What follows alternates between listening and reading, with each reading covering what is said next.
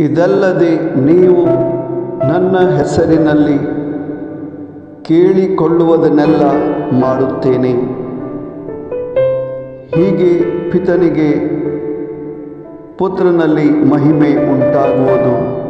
ಯೋಹಾನ ಶುಭ ಸಂದೇಶ 14ನೇ ಅಧ್ಯಾಯ 13ನೇ ವಚನ. ಪ್ರಭು ಯೇಸುವೆ, ನಿಮ್ಮ ಘನವುಳ್ಳ ನಾಮದಲ್ಲಿ ನಿಮ್ಮ ಚಿತ್ತಾನುಸಾರ ಬೇಡಿಕೊಳ್ಳಲು ಮತ್ತು ಹೊಂದಲು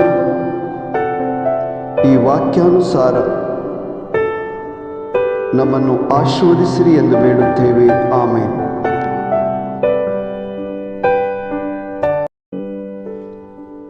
बापाची महिमा पुता मारिफत परगट जावच्याक म्हजे नांवी तुमी कितें विचारल्यारी हांव तें तुमकां दितलो.